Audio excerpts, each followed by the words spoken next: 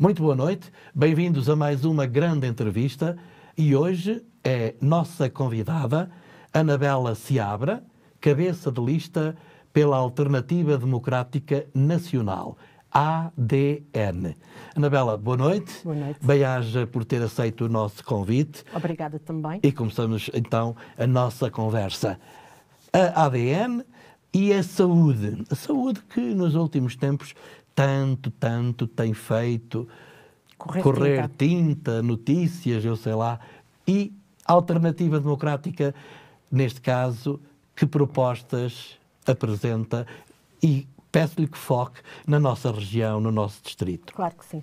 Para começar, e porque o eleitorado não me conhece, eu vivo há pouco tempo no distrito de Castelo Branco, há cerca de 7 meses. Decidi vir da Grande Lisboa, viver para aqui, e aqui dar o meu humilde contributo para a melhoria da qualidade de vida do interior, que nós sabemos que tem sido muito prejudicado e abandonado pelas políticas do nosso país.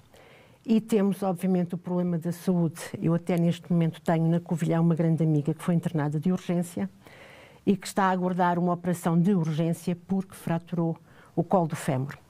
Portanto, isto significa que, de facto, a nossa saúde está muito mal. E está tudo muito mal a nível do país inteiro, como é óbvio, não é uma questão apenas da região, é uma questão nacional. Obviamente que aqui na região, neste momento, é aquilo que mais me preocupa a partir do momento em que vim para cá viver. E fazendo parte deste partido, deste pequeno partido, tudo farei naquilo que estiver ao meu alcance para ajudar e dar o contributo que o ADN tem que dar na melhoria desse grande problema, que é o problema da saúde. Nós não podemos apresentar, de momento, propostas concretas. Somos um partido muito pequeno, não temos ainda a capacidade de poder apresentar propostas como apresentam os grandes que aparecem nos debates nos diferentes canais de televisão, mas temos a consciência das dificuldades que existem. Elas são muito grandes. E se nós pudermos dar um contributo, quanto mais não seja, no alertar das pessoas para aquilo que se está a passar ao nível da saúde, se pudermos estar em campo, ir diretamente até às próprias urgências, verificar como as coisas acontecem, as listas de espera para uma consulta. Eu sou uma cidadã que tenho a sorte de não precisar do Serviço Nacional de Saúde, mas tenho a perfeita consciência do que é o Serviço Nacional de Saúde por questões de família que têm necessitado e que chegam a estar à espera nas urgências 17, 20 horas para serem atendidas, que não têm consultas. Portanto, o Serviço Nacional de Saúde tem estado a ser desprezado. Não tem estado a existir um investimento no Serviço Nacional de Saúde. E esse investimento é necessário que apareça e que apareça rapidamente. Trata-se, e eu até trouxe comigo, isso não se importam de mostrar, isto é a Constituição da República Portuguesa, que é uma coisa que os portugueses não sabem, a grande maioria do que se trata. É neste livrinho que estão os nossos direitos fundamentais. E um deles é precisamente o direito à saúde. Nós temos o direito à saúde e tem havido um desinvestimento na saúde. Portanto, se não há investimento na saúde, automaticamente um dos nossos direitos fundamentais não é cumprido. Vivendo nós num Estado democrático, o direito à saúde é logo um dos direitos basilares para que se cumpra a democracia. E nós estamos a deixar cada vez mais de ter esse direito. Sabemos que os nossos médicos são mal pagos, sabemos que os nossos enfermeiros são mal pagos, sabemos que a carga horária destes funcionários é brutal e não têm capacidade para dar resposta às nossas necessidades enquanto cidadãos. Mas nós pagamos. Nós pagamos para que exista um serviço nacional bom, porque pagamos impostos diretos, pagamos impostos indiretos, pagamos taxas, taxinhas, como a gente sabe que se tem utilizado ultimamente este tipo de termos. Portanto, se pagamos, temos o direito a ter. Se não temos, isto está errado. Se está errado, temos que nos pôr em campo. E temos que nos pôr em campo não só em termos de ADN ou em termos partidários, mas apelar às populações que nos ajudem a reivindicar o direito à saúde. Nós necessitamos que o povo português também participe nas exigências. Não podemos apenas ficar em casa a aguardar que os nossos governantes decidam sobre as nossas vidas, sobre a nossa saúde e sobre os nossos direitos. Nós mesmos, enquanto cidadãos, temos que ajudar.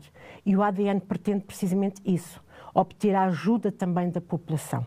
Eu acredito que no dia 10 de março vamos eleger um deputado do ADN.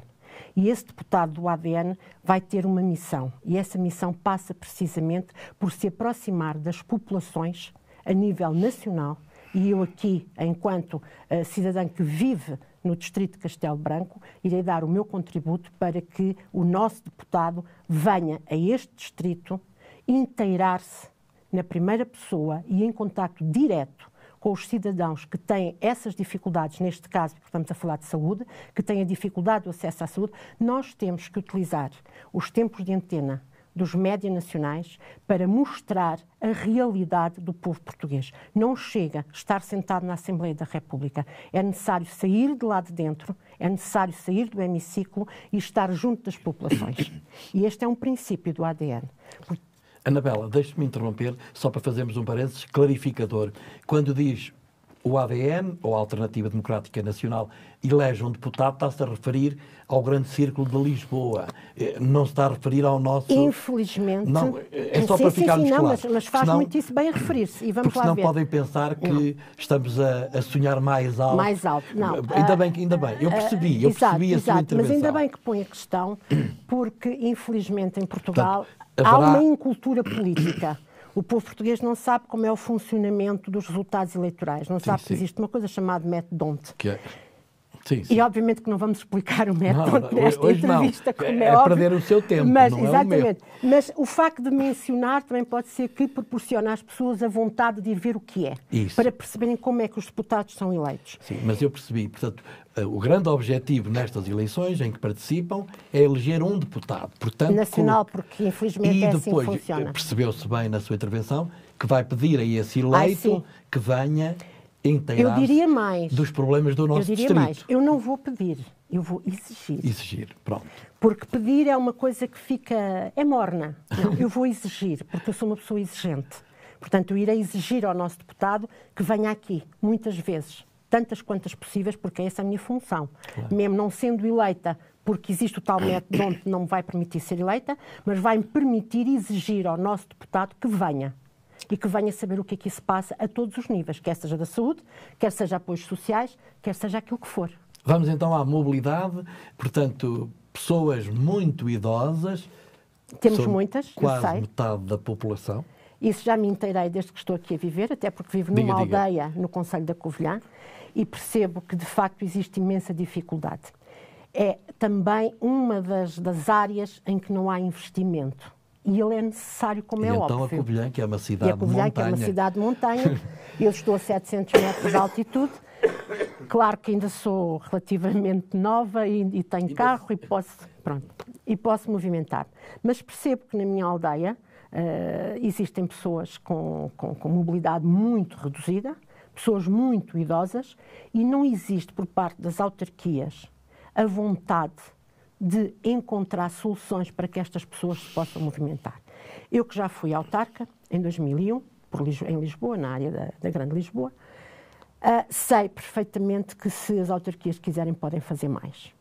E podem fazer mais, inclusivamente, tendo a própria autarquia meios próprios que ajudem a transportar as pessoas que têm essas dificuldades, por exemplo, para ir ao médico. Claro. A disponibilizar funcionários, por exemplo, que lhes vão adquirir os medicamentos, que as levam inclusivamente a passear. Eu sou uma pessoa que já vivi no estrangeiro e uma das coisas que eu adorava ver lá fora e que não vejo no meu país é carrinhas que transportem os idosos para eles irem passear. Passear é importante, mas é muito pouco para as necessidades. Sim, de acordo. E nós temos que ser ambiciosos.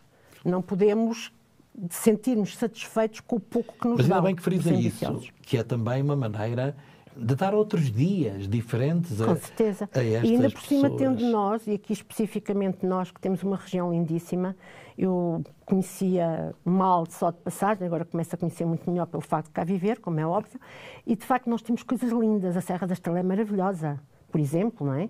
E toda esta zona é maravilhosa. Porquê é que não tiramos os idosos de casa e não os levamos a passear? Eu, quando fui autarca, uma das coisas que me fazia imensa impressão eram os valores gastos astronómicos em passeios completamente descabidos, em que se transportavam velhotes, e passo a expressão sem querer ofender, obviamente, e espero bem chegar lá, em que se transportavam as pessoas de muita idade, a distâncias muito grandes, chegavam ao local, lanchavam e regressavam a Lisboa. Isto não é nada. Claro. Nós temos que ter qualquer coisa de bem estruturada, a noção das necessidades. Levá-los a um teatro, levá-los não é? Levá-los ao cinema, à revista. É? Levá-los a visitar qualquer coisa que até nunca visitaram. É muito curioso esta abordagem do social, porque normalmente só falamos em dinheiro. Não pode. Quando falamos em pessoas com mais idade, dizemos reformas pequenas, dificuldades, o acesso à cultura. Exatamente, até muito curioso. Sim, até porque o ADN tem por grande preocupação, e a sua preocupação primeira, a pessoa humana, o ser humano. E o ser humano vai desde a concepção até à morte. E, portanto, nós temos que ter preocupação para toda esta faixa, não é? Enquanto aqui estamos neste mundo. E se temos que ter essa preocupação, passa precisamente por este tipo de coisas. Qualidade de vida também é poder passear. Qualidade de vida não é um velhote estar em casa. E agora vamos então às reformas no concreto. Vamos falar, já percebemos esta ideia e já percebemos também como é que, para uma completar a outra, falta a parte financeira, a parte financeira, ou dinheiro, como quisermos. A parte financeira no nosso são país, reformas muito baixas. Claro que sim, exatamente. E a parte financeira passa por uma boa gestão do dinheiro público, que é aquilo que não acontece no nosso país. Nós vamos fazer agora em abril 50 anos de uma revolução e devo dizer, e já agora volto a mostrar, e por favor, cidadãos, olhem para isto. Tentem saber o que está aqui dentro, porque o que está aqui dentro, se fosse aplicado corretamente, era a concretização da democracia. A partir do momento em que é desrespeitado o que aqui está, nós não vivemos numa verdadeira democracia. Portanto, uma das coisas que se passa no nosso país é a falta de boa gestão. E nós vimos a quantidade de casos que acontecem no país, desde a corrupção, à má gestão dos financiamentos que vêm da União Europeia, por exemplo, que não são aplicados corretamente. Muitas vezes deixamos de utilizar esse financiamento para o bem, para a dignidade do nosso povo, porque não temos bons gestores. E depois verificamos que esses gestores ganham fortunas fabulosas. Essas fortunas fabulosas têm que ser canalizadas para a população. Um gestor deve ganhar o seu ordenado, como qualquer um de nós, claro, mas não ordenados exorbitantes para depois nem sequer obtermos bons resultados. Portanto, e tudo isto é aquilo que o ADN tem que se preocupar e que tem que fazer passar a mensagem ao próprio povo português. Àquele povo português que não tem noção do funcionamento das suas instituições. E nós temos que fazer passar esta mensagem. Portanto, isto passa muito pela boa gestão. Se existisse uma boa gestão, sim, existia garantidamente dinheiro para coisas que muitas vezes nem são muito caras. É uma questão de gestão. Quando se gastam milhares de euros, como eu dei há bocado aquele exemplo do tempo em que fui autarca, para levar 2 ou 3 ou 4 caminhonetas cheias de gente de Lisboa, imaginemos, né, de Lisboa, por exemplo, a Elvas, e depois chega a Elvas e regressa, os milhares de euros gastos ali são má gestão. Porque aqueles milhares de euros dissolvidos ao longo do ano teriam trazido àquelas pessoas muito mais divertimento, cultura, né, passeio, que faz bem à alma. Sem Nós dúvida, gostamos. E isto não acontece no nosso país, porque as prioridades não são as melhores. Para resolver este assunto, ou este tema, regionalização. Volta outra vez. Está outra vez a voltar, ainda não está na mesa. Está-se a aproximar da mesa. Exatamente, está-se a aproximar da mesa. O ADN, ou a Alternativa Democrática, sim ou não? Ou talvez sim, ou talvez não. Olha, eu acho que é mais... Eu acho que estamos, sim, eu acho que estamos mais na base do talvez sim, talvez não. Porque há pouca informação sobre o assunto. Sim. É tudo muito feito no ar. Falta informação mais concreta para nós nos podermos, de facto, falar e debruçar com conhecimento. Porque falar por falar não serve. Não vamos a lado nenhum. Temos que falar com conhecimentos.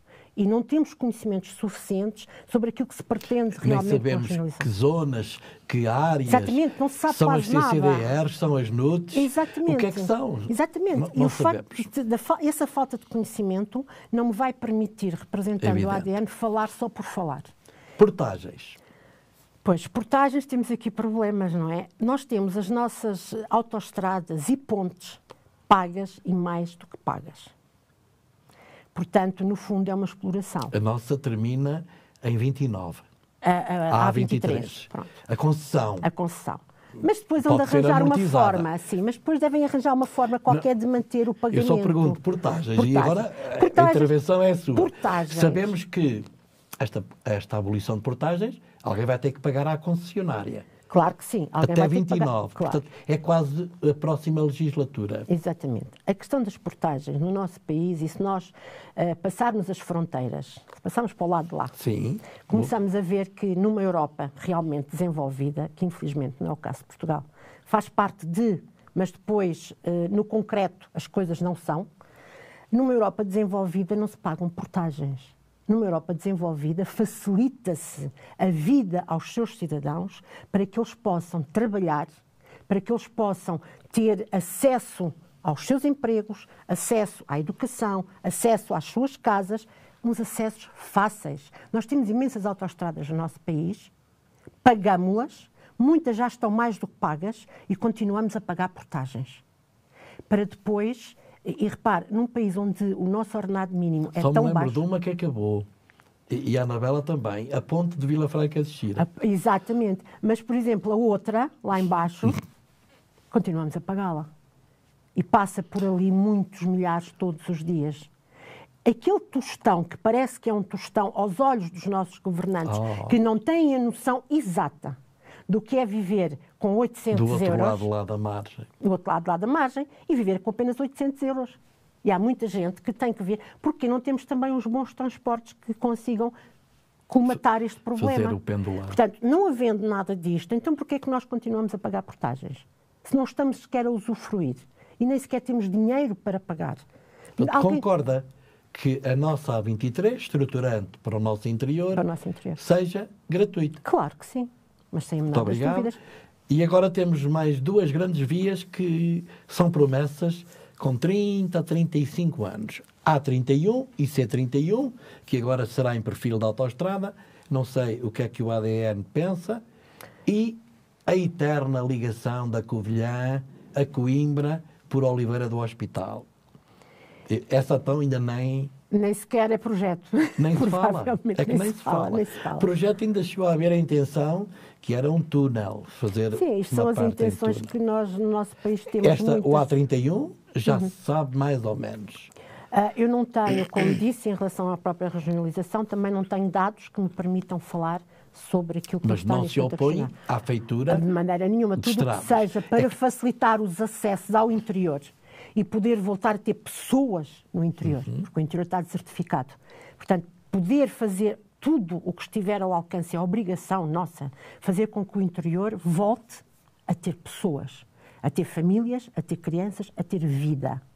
Portanto, tudo o que leve a que isso aconteça é sempre uma coisa que nós devemos lutar por. Portanto, devemos lutar pela gratuitidade da A23, pelos acessos que permitam ligar cidades entre cidades, porque uma pessoa, por exemplo, no caso da Covilhã, que queira ir para Coimbra, para ir ao Hospital de Coimbra... Agora vem por aqui. Já viu, é andar para trás, não é? Portanto, vem para trás para depois ir para a frente. Portanto, não faz sentido, não é? Perde-se tempo, e o tempo é dinheiro, o tempo é vida. Portanto, nós não podemos, queremos ter um país desenvolvido, temos que ter um povo feliz. E um povo feliz passa por todas estas coisas que temos estado aqui a falar. Sem a concretização destas coisas... São coisas concretas. Concretas, claro que são concretas. Eu diria até básicas. Básicas, são mesmo coisas básicas. O que não é concreto é querer que as pessoas vão viajar à Lua. Agora, isto são coisas concretas. São as coisas que fazem parte da vida e que fazem com que o cidadão se sinta realizado e se sinta feliz. E sinta que vale a pena acordar todos os dias. Anabela, não temos gente, mas quase metade da nossa gente são idosos. E a mão de obra também falta. E aqui coloco um tema que é recente, que é a migração. Notícias desta semana dizem-nos que só no Fundão há 73 países representados com migrantes que vêm trabalhar. Sobre a migração. Sim, a imigração é um caso gravíssimo da atualidade nacional. Nós estamos a importar pessoas que aparecem em Portugal porque têm uma porta aberta, escancarada mesmo, com um facilitismo que é de bradar aos céus, para utilizar termos bem populares, porque não faz qualquer sentido que nós estejamos a importar pessoas quando precisamos que os nossos trabalhem. Porque essas pessoas, e nós sabemos que essas pessoas estão a ser alvo de redes de tráfico humano, com empresários desavergonhados que contratam essas pessoas para fazer trabalho escravo. Nós também temos na Covilhã situações dessas, portanto sei daquilo que estou a falar. Aliás, existe um mamarracho na Covilhã, que sabe o que é, aquele prédio gigante que foi construído, não se sabe como nem porquê, não é? Eu, pelo menos, não tenho ainda muitos conhecimentos sobre o assunto, mas lembro de passar para ir à Serra da Estrela e ver sempre aquele mamarracho ali. Aquele mamarracho, neste momento, tem algumas famílias de Bangladesh a viverem lá sem condições absolutamente nenhumas. Sim, ele está embargado. Ele está embargado. Não tem janelas, não tem portas. Mas as pessoas estão ali a viver. Porquê? Porque foram traficadas. E depois há empresários que aproveitam estas redes de tráfico para empregar ilegais nas suas plantações, e isto não pode continuar desta forma. A imigração tem que ser controlada. Imigração sim, mas com controle. Não é imigração ad hoc, feita de qualquer forma. Porque esta imigração feita desta forma não é para ninguém. Não é para nós portugueses, não é para os próprios imigrantes, não nos serve. Nós não somos contra, como é óbvio. Nós próprios somos um povo de imigrantes. Portanto, nós não somos contra, como é evidente. Agora, que seja uma coisa controlada e bem feita. Até para não permitir que existam redes de tráfico e para não permitir que existam pessoas exploradas. Porque isto não se faz. Eu não gostaria de ser explorada. Deixe-me ir ao outro lado da moeda. E os portugueses não querem fazer esses trabalhos. Ou não se encontra gente para esses trabalhos. Mas concorda comigo? Perfeitamente. Eu sei aquilo que está a dizer porque tenho a perfeita... Não quero atingir ninguém, mas há também... Eu concordo com o que está a dizer, gente porque repare... à espera de emprego, Mas a questão, vamos lá ver, nós sabemos que há portugueses que não querem fazer determinados trabalhos. Agora, a questão é assim, será que também não querem fazer esses trabalhos porque as condições que lhes são apresentadas pelos empresários são más? São más. Boa pergunta. Vai desde os ordenados e desde as condições de salubridade. Não têm onde comer, não têm onde fazer as suas necessidades, fazem-nas no meio do campo. Isto é indigno. Portanto, se calhar muitos portugueses não trabalham na agricultura e não se predispõem a fazer esse tipo de trabalho porque os empresários não nos oferecem condições dignas de trabalho. Talvez se existisse fiscalização e condições dignas de trabalho, muitos portugueses de certeza que não se importariam de trabalhar na agricultura. Só que o facilitismo desta mão de obra ilegal que vem através das redes de tráfico é bom para os empresários, porque o lucro é maior. Porque estas pessoas, no fundo, não têm direitos. Têm, mas não têm. Não são cumpridos. Estão a dizer que há exploração. Há exploração, claro que há exploração.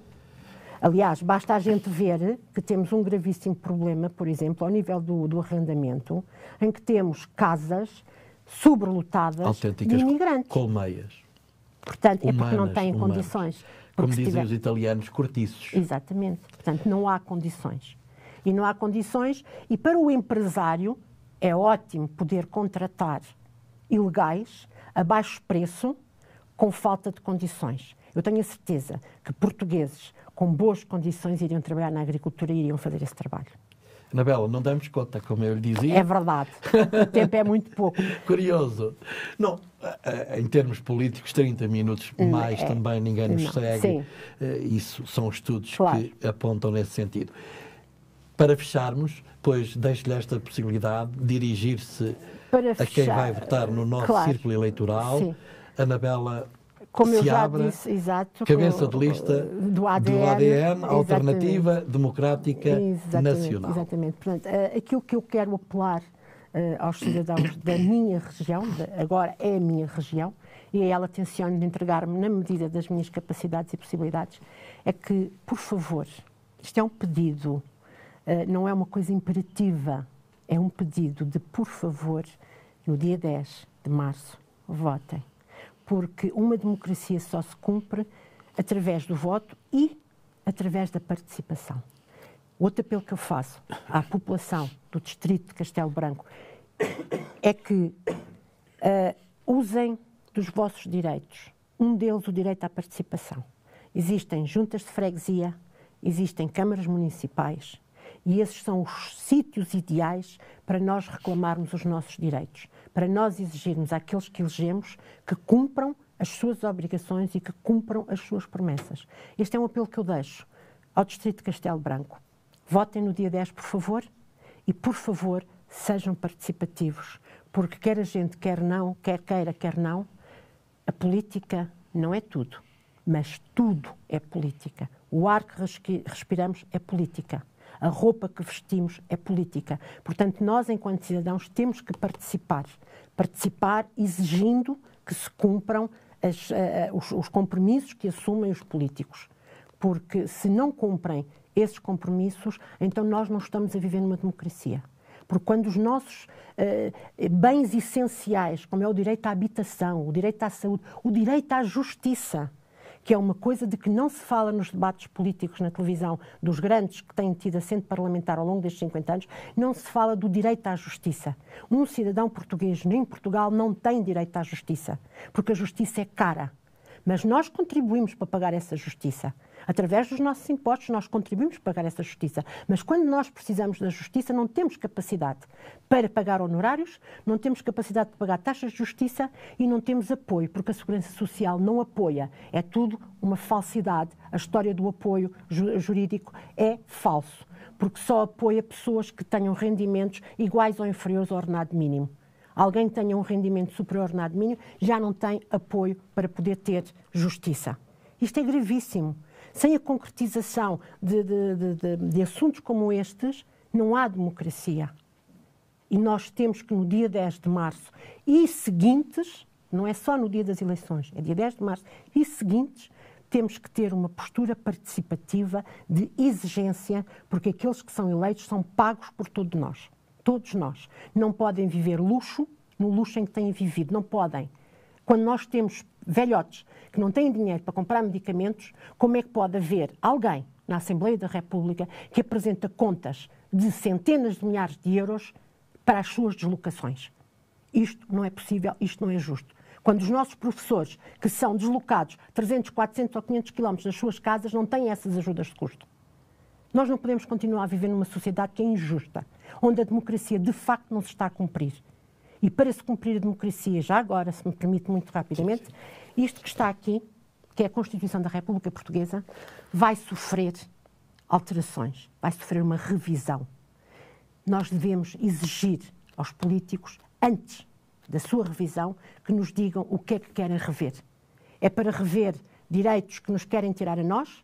Ou é para rever excessos que a classe política tem e usufrui do nosso dinheiro e do nosso mal-estar, da vida difícil que vivemos? Não é para isso que existem políticos. Os políticos existem para se preocuparem com o povo, neste caso o povo de Portugal e, em especial, o Distrito de Castelo Branco, do qual eu hoje faço parte com muito orgulho e espero poder ser uma boa cidadã neste distrito. Muito obrigado, Anabela Seabra. De si despeço-me. Mais uma grande entrevista e já sabe, ao longo dos próximos dias vamos ter mais vozes, homens e mulheres que encabeçam listas dos partidos políticos que concorrem pelo nosso distrito. Boa noite.